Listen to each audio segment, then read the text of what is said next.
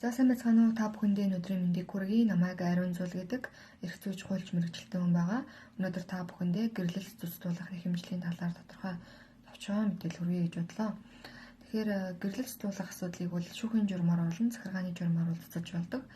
За захиргааны журмаар туслах үндэслэл шаардлагат юу хамаарах вэ гэхээр тухайн эхнэр нөхөр хоёр маань одоо хэн аль нь гэрэлтээ цуцлуулахыг хэн аль нь зөвшөөрсөн байх хэвээр. Хоёрдугаарт нь насан туршаагүй хүүхэд байхгүй байх хэвээр. Одоо хүүхдийн асрамжийн маргаангүй байх хэвээр гэсэн үг. За гуравдугаарт нь одоо гэр бүлийн гишүүдийн дундын төрөнгийн маргаан байхгүй байх хэвээр байна. За шүүхийн журмаар гэрэлтийг туслахтаа бол эхлээд эвлэрүүлэн зуршлалт ханддаг байгаа.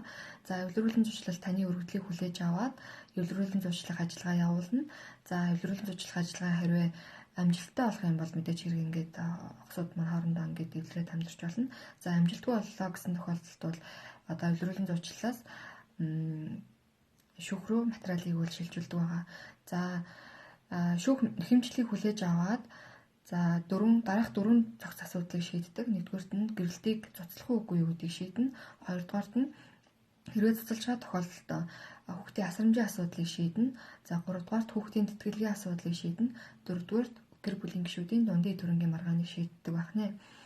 За хугацааны хувьд гэх юм бол шүүх ерөөдөө 60 хоногийн хугацаанд бол ямарваа нэгэн хэмжлэгийг үл шийддэг байгаа. За хугацаа шаардлагатай дахиад сунгах шаардлагатай гэж үзэх юм бол дахиад 30 хоногоор сунгадаг байгаа. За өнөөдөр товчхон мэдээлэл хүргэлээ. Анхаарал тавьж үзсэнд баярлалаа. Баяртай.